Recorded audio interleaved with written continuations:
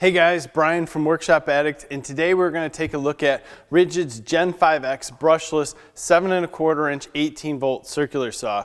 This is model number R8653, and I want to make sure that you don't confuse this with the standard Gen5X circular saw that has a brushed motor.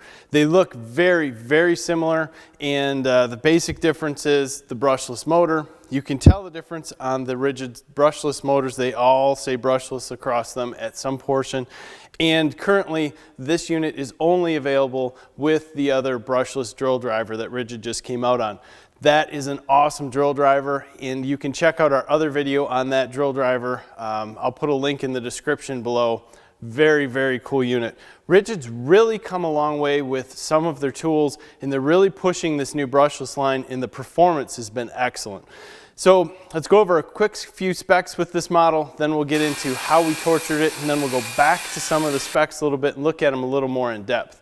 So first, this comes with a 7¼ inch blade, 24 tooth carbide tipped, 5/8 inch arbor, has a max cut at 0 degrees of 2 7/16 inches, a max depth of cut at 45 degrees at 1 13/16 inches, 3,800 RPM, max bevel of 56 degrees. It has a sightline blower so you can keep an eye on your blade, and it also has a very nice LED light that will line up the line of cut for you. As long as you're the type of guy that looks at where the blade's cutting and not the little markers up front, the LED light works excellent. So in our testing, when we got these new brushless tools, the first thing that we wanted to do is say, hey, we got a new brushless lineup, let's put them through hell.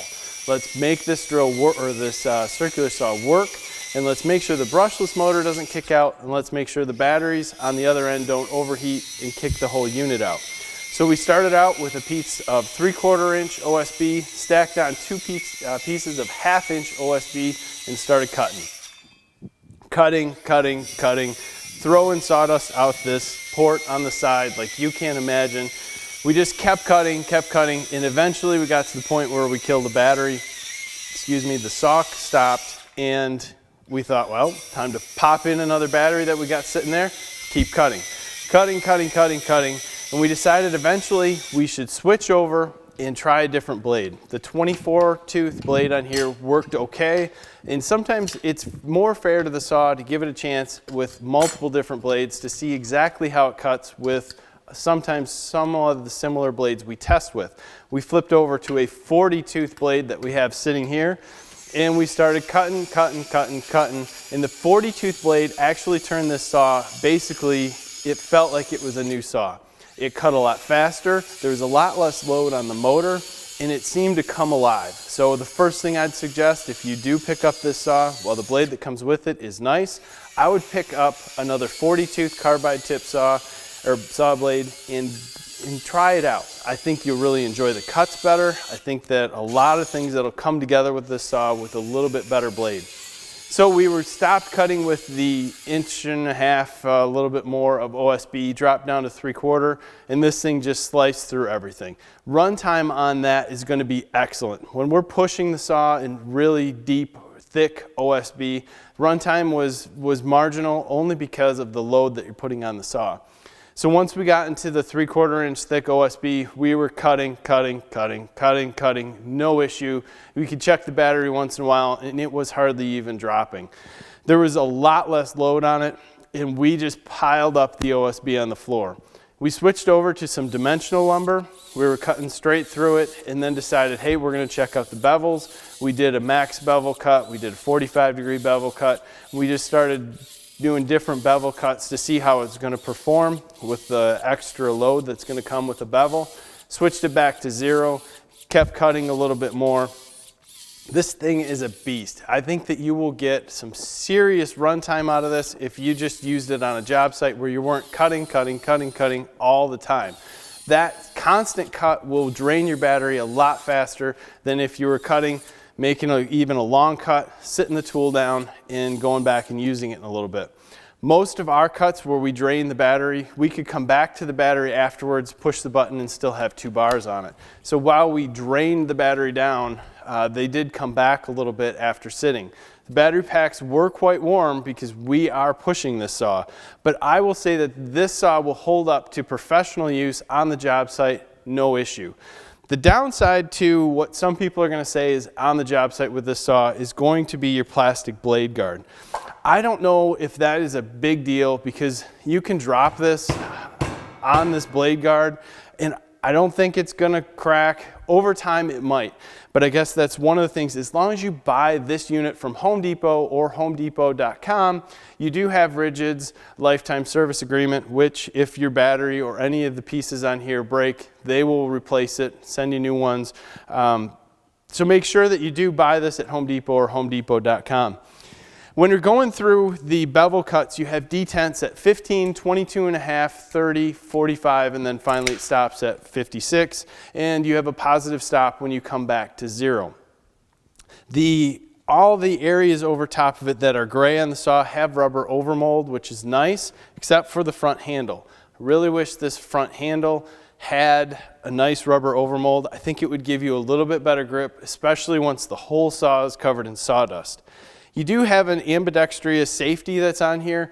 I do wish this was a little bit wider. It's the same as the one on the normal Gen5X brushed unit. If this was a little bit wider after doing a long series of cuts like we were, my thumb wouldn't have been so sore. The trigger is very, very positive. Once you click it, it's on.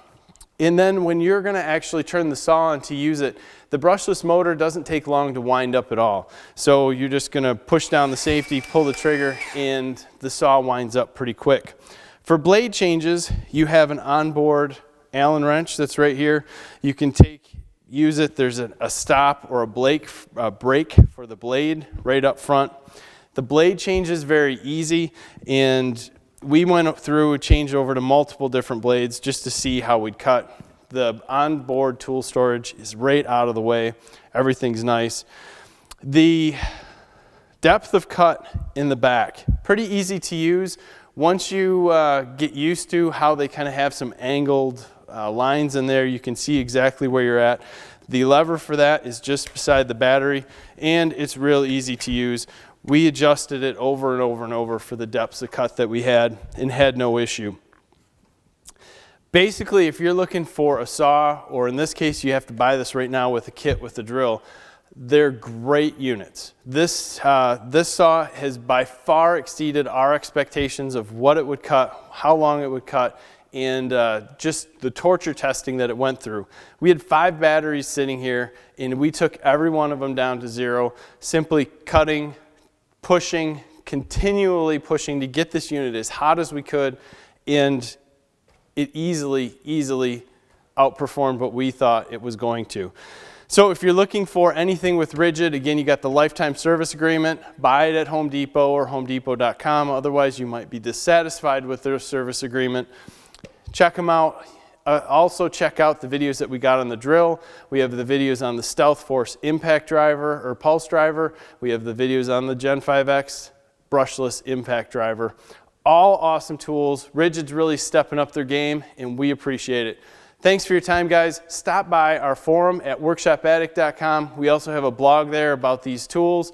Give us a like on this video and subscribe to our channel. We'll keep you up to date on what projects we got going on, different tool news that's out there, and how we can actually push some of these tools and do some testing to help you make smart decisions on your tool purchases. Thanks, guys. Have a great day.